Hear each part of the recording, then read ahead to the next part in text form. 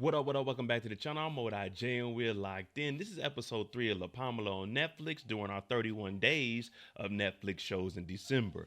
At this point, we got the family back together. Whew, we can relax. But can we really relax? Because Marie, they got her locked up. Her and Eric, they need to get off of the island because they know everything. And everyone else, we're just sitting here hoping that this volcano is just a moment in time and it's not going to fully erupt. Now, before we jump into this and break down episode 3, if you like this kind of content, Netflix series in particular, then this might be a series for you. LaPalma, hit that subscribe button, hit that notification bell, make sure you hit that like button. We're on that road to 75,000 subscribers. We need to get the smile off our face and get the hell out of this island because they're telling us to leave this episode. So let's go ahead and jump into it. This is episode 3 of LaPalma. Jens wakes up with a phone call. Now, this phone call is saying that the Spanish authorities, they're starting to alert that this volcano is going off. So he needs to get into the office because he knows what's going to come from this. A lot of chaos. So he's heading up to work early in the morning, not prepared for what the day is going to entail. But remember, his family is on this island. Once Jens get into work, they're going over the briefing. They're saying not if this volcano erupts. When it erupts, oh man, this might be the end. Whew.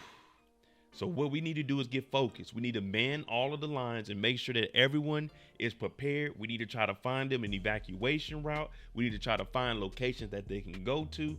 And we just got to stand by and wait this thing out. But be prepared because it's going to be a long 24 hours. Eric goes to visit his sister in jail. Now they're trying to get her out of here. Remember, she already mentioned to him that a tsunami might be on the way. And he's saying, this is my fault. I should have listened to you. She's like, nah, don't put that blame on you. Things happen. But she's sitting in here and she's like, all right, we need to figure out how to get me out of here. But she's going to have to sit for a while before she's able to see a judge. That's the only bad part about going to jail. You're on their time. There's really no set timetable when you can get in and get out.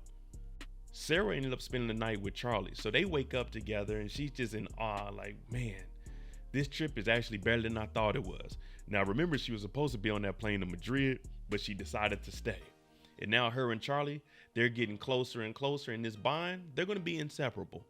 They're going to be all up on each other. And you can tell that, you know, this teenage love, this teenage fever that they have for one another, you're not going to be able to tell them nothing. Once Sara returns back home, her mother, Günther, is waiting on her. Fredrik is out on the balcony, but he wants them to have some woman to daughter time, you know, mother daughter time. And she's like, hey, who is she? Did you meet her? And of course, Sara in the beginning initially is a little bit nervous about telling her mom that she found somebody that she's interested in, let alone it being a girl. But her mother understands. And I guess this is an experimental stage. And the mom is there supporting her like, okay, I get it. You know, enjoy your time, but just be careful. And I want you to have the best life that you can. So now Jens, what is he doing? He's calling his sister Günther. Hey, Günther, what are you doing? Because the family, they're back together. They're all swimming. Everything is pieced up. It's a lovely time.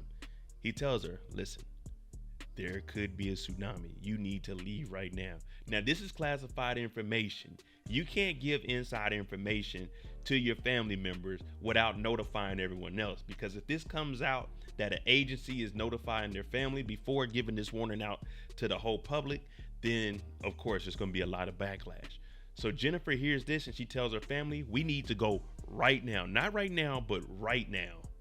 Günther gets the family together and they sprinting back to the room. They putting together everything. Well, you're not taking your big suitcase. In an event like this, you just pack your backpack, get your valuables, if you got valuables.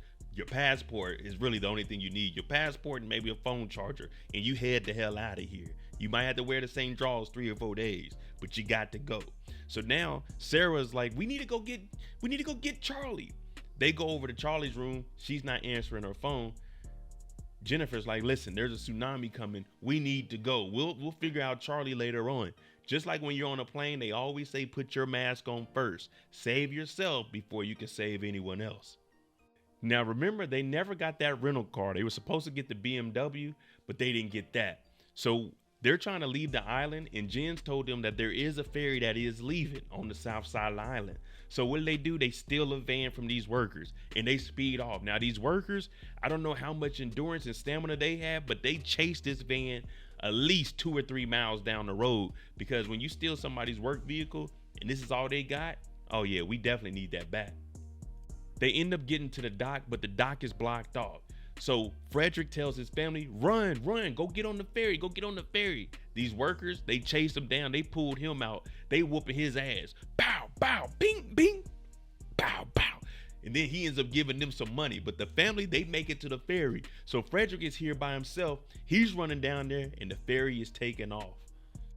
The ferry starts to take off. Fredrik, he doesn't make it. Everyone on the ferry's looking like, damn. Good luck. But remember, no one on this ferry except for the family knows that a potential tsunami is about to come. So now for Fredrik, he's looking like, man, what the heck? I'm stuck here.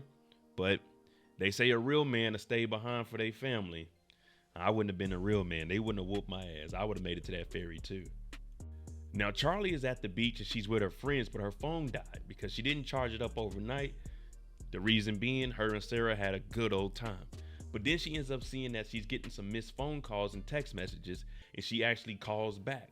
Now she's talking to Sara, and Sara was like, you need to leave the island right now. We're on a ferry. I've been trying to contact you. So now Charlie is nervous because she doesn't have any way to get off of this island.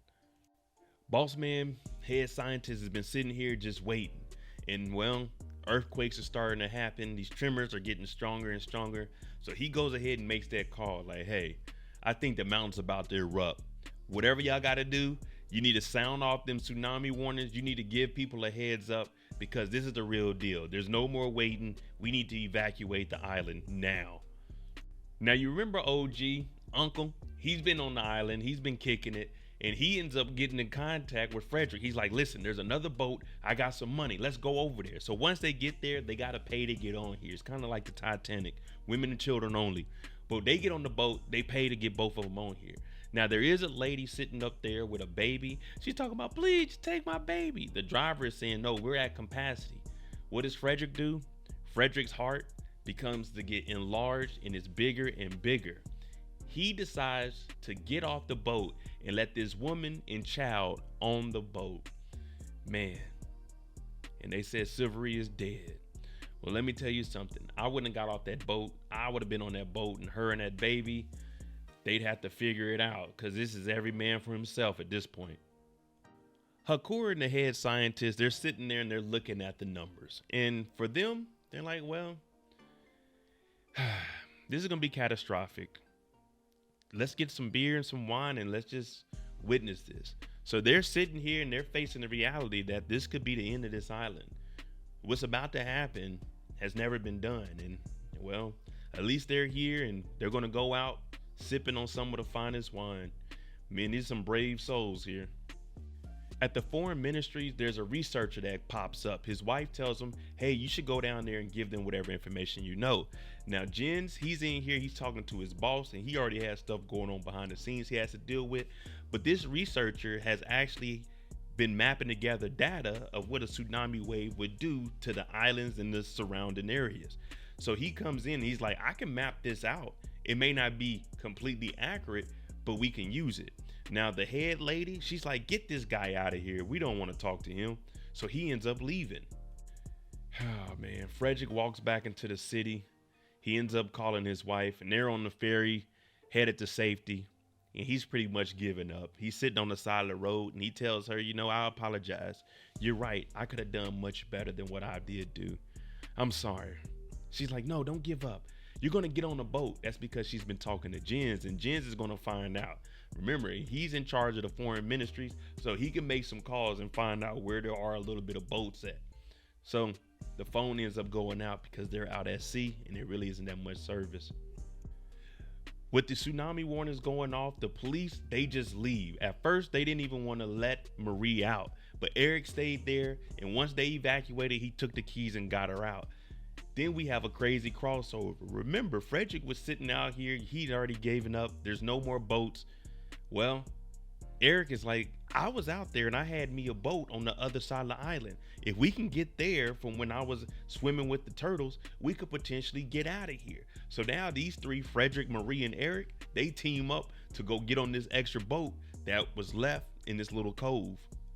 The only problem is when they get there, there's another guy there. I don't know where he got a pistol from, but he has a gun and he's like, get away from the boat. And they're like, hey man, it's our boat.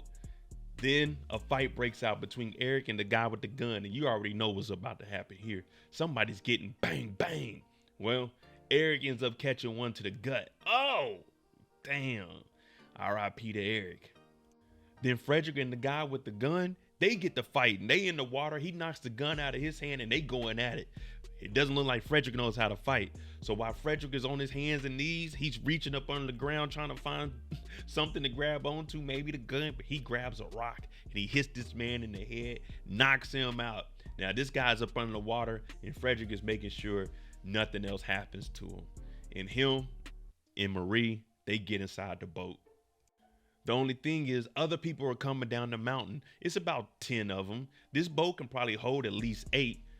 Fredrik turns into the same thing the other guy was. He pulls the gun out and tells everybody else, back up, back up. They're like, hey man, we're just trying to get on the boat and leave. The same thing you were just doing. They could have saved some of these people, but Fredrik, he was thinking about himself. And when you go in survival mode, it's like that sometimes. And if you ain't like that, you might end up on the short end of the stick.